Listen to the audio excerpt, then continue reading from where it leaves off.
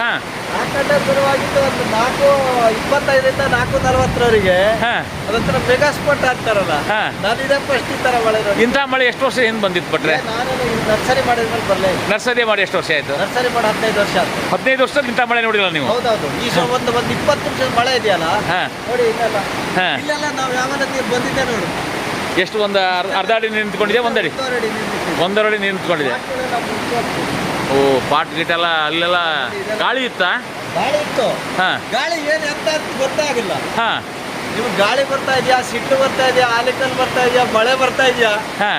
ಎಲ್ಲ ಫುಲ್ಲು ಕಪ್ಪಾಗ್ಬಿಟ್ಟಿತ್ತ? ಕಪ್ಪಾಗ್ಬಿಟ್ಟು ವಿಚಿತ್ರ. ಆ ಲೆಕ್ಕದಲ್ಲಿ ಈಗ ಹೆಚ್ಚು ಕಡಿಮೆ ಈಗ 4 ಗಂಟೆ 51 ನಿಮಿಷ. 4 ಗಂಟೆ ಸ್ಟಾರ್ಟ್ ಆಗಿತ್ತಾ? ಹೌದು, 4 ಗಂಟೆ ಸ್ಟಾರ್ಟ್ ಆಯ್ತು. ಒಂದು 15 ನಿಮಿಷದ ಮಳೆ ಇದೆಯಲ್ಲ, 15-20 ನಿಮಿಷದ ಮಳೆ ಒಂಥರ ವಿಚಿತ್ರ ಸೀನು. ನಾನು ನೋಡೇ ಇರಲ್ಲ ಸೀನು. ಅದೇ ಆಮೇಲೆ ಇತ್ತಿತ್ತಲಾಗಿದೆಯಲ್ಲ, ಕಳೆದ 2 ವರ್ಷದ ಇತ್ತಿತ್ತಲಾಗೆ ಒಂಥರ ವಿಚಿತ್ರ ಮಳೆಗಳನ್ನು ನಾವು ಇತ್ತಿತ್ತಲಾಗಿ ನೋಡ್ತಾ ಇದ್ದೀವಿ.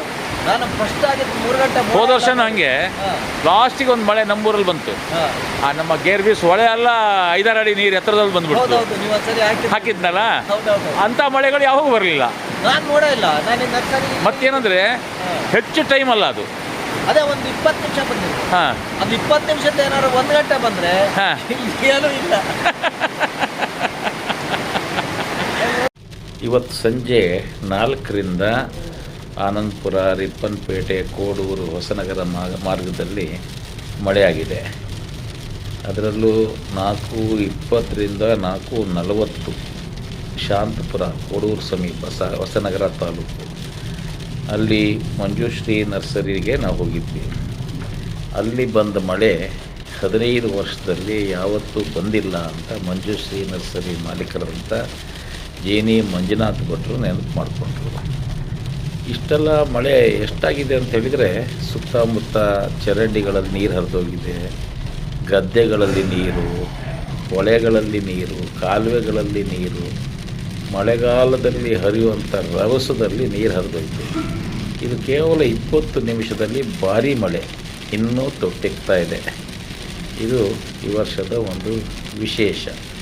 ಇದು ಈ ಭಾಗದಲ್ಲಿ ಮೊದಲ ಮಳೆ ಆಗಿದೆ. ಇದು ಇಲ್ಲಿ ತನಕ ಮಳೆ ಬಂದಿರಲಿಲ್ಲ. ನಮ್ಮೂರು ಆನಂದಪುರದಲ್ಲೂ ಮಳೆ ಆಗಿದೆ, ಆದರೆ ಈ ಪ್ರಮಾಣದ ಮಳೆ ಆಗಿಲ್ಲ. ಇಲ್ಲಿ ಬಂದಷ್ಟು ಮಳೆ ಬಹುಶಃ ಬೇರೆಲ್ಲೂ ಬಂದಿಲ್ಲ ಅಂತ ಕಾಣುತ್ತೆ. ಜೊತೆಗೆ ಗಾಳಿ ಇದು ಬಂದಿದೆ, ಯಾವುದು ಕಲ್ಲು ಬೀಳುತ್ತಲ್ಲ, ಆದಿ ಕಲ್ಲುಗಳು ಸುರಿದಿದೆ. ಆಮೇಲೆ ಸುತ್ತಲೂ ಬೆಳಕು ಭಾಳ ಕಡಿಮೆ ಆಗಿತ್ತು. ಚಳಿ, ಈಗ ನಾವು ಹೊರಡಬೇಕಾದ್ರೆ 6:45ಗೆ ಚಳಿ ಆಗ್ತಾಯಿತ್ತು. ಅಷ್ಟು ಪರಿಸರವನ್ನೇ ಬದಲಿಸುವಂಥ ಮಳೆ ಇಲ್ಲಿ ಆಗಿದೆ.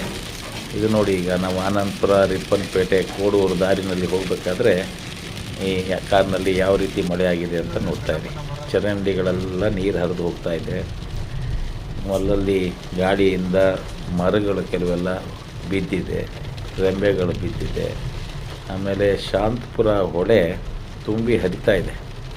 ಅದರ ಅಕ್ಕಪಕ್ಕ ಜಮೀನುಗಳಲ್ಲಿ ನೀರು ನಿಂತಿದೆ. ಇದು ಮಂಜುಶ್ರೀ ನರ್ಸರಿಯ ಎದುರು ಭಾಗ. ಅಲ್ಲಿ ನೀರು ಹರಿತಾರದು ನೋಡಿ. ಗೇಟಲ್ಲೂ ಕೂಡ ನೀರು ಹರಿತಾನೇ ಇದೆ. ಅವರ ಗೇಟಿನ ಹೊರಭಾಗದಲ್ಲಿ ಯಾವ ರೀತಿ ನೀರು ಹರಿದು ಹೋಗ್ತದೆ ರಸ್ತೆಗೆ ನೋಡಿ. ಇದು ಇವತ್ತಿನ ಮಳೆ. ಈ ರೀತಿ ಮಳೆ ಆಗಿದೆ. ನಮಸ್ಕಾರ, ಆರಾಮಿದ್ದೀರಾ? ಜೋರಾಯ್ತಾ ಮಳೆ?